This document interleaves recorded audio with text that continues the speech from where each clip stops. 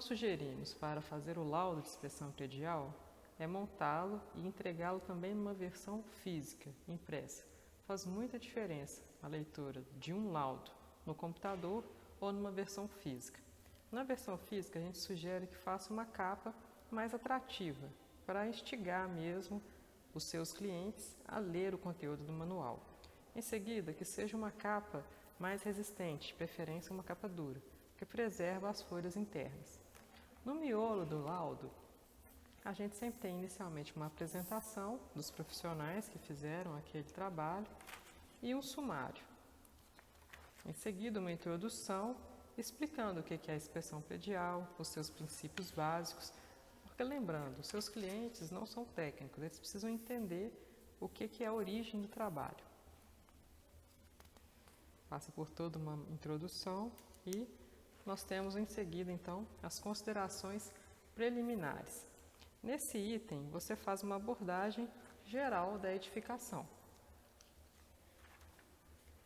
Observa quais são os documentos que eles têm, que não têm. E aí entra a parte mais técnica, o que a gente chama realmente do relatório. Aqui nós separamos sempre por sistemas.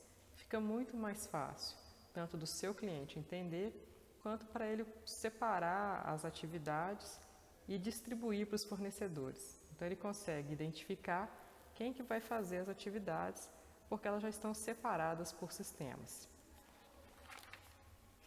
A gente dá uma breve explicação do que é anomalia, quais são os graus de risco, e aí começa.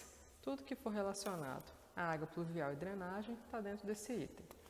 E aí nós colocamos as fotos correspondentes e os itens relacionados a essas fotos. Então, a sua localização, alguma informação complementar, a classificação da anomalia ou falha, a classificação do grau de risco dessa anomalia ou falha, a descrição e a orientação técnica para resolvê-la. E isso para cada item que nós formos checando. Então veja que fica um relatório até bem grande, porque depende da complexidade da edificação. Essa era uma edificação relativamente complexa, deu aproximadamente 630 itens.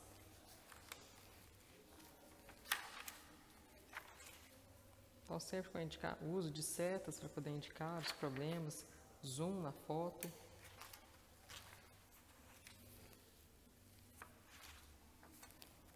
Então, quando chegamos ao final, nós temos as nossas considerações finais. Aqui nós colocamos alguns itens para explicar a gravidade das anomalias ou falhas que nós encontramos. A gente apresenta para o síndico uma lista com todas as prioridades.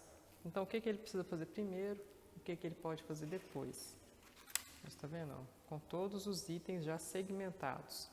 Então, aqui fala qual que é o item, a foto, a página que ele se refere, qual que é o sistema e o que é esse item, só para poder lembrar mesmo. Porque aqui é a lista que vai passar para ele as prioridades, o que ele precisa fazer primeiro.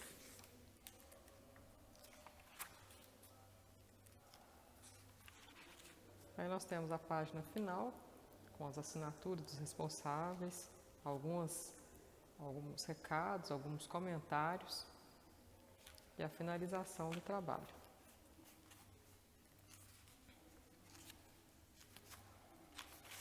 Aí a gente sempre coloca, e a gente sugere que seja colocado também, um glossário com os principais termos. Lembrando que o seu cliente ele não sabe todos os termos que você utilizou no seu laudo. Então é importante explicitá-los em algum local. E aí então, quando você usar um termo muito diferente, coloque ele aqui, o significado do termo aqui.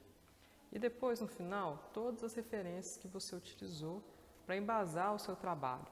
Tanto as normas quanto leis ou artigos técnicos, publicações, livros que você tenha utilizado, levante e coloque todas as suas referências aqui. Qualquer pessoa que tiver alguma dúvida sobre da origem da sua informação, consegue coletá-la aqui no final, na parte de referências. Um trabalho bem acabado, bem feito e bem montado faz sim bastante diferença. Muitas pessoas podem considerar que é frescura, mas no dia a dia a gente vê que As pessoas valorizam um trabalho bem feito. Elas gostam de receber um trabalho diferenciado. Então, nós sugerimos sempre fazer um trabalho de excelência. O máximo que você puder fazer para deixar mais didático, mais fácil de ler, mais aprazível para o seu cliente receber e conseguir entender aquelas informações, faça. Vai fazer muita diferença da percepção do seu contratante sobre o seu trabalho.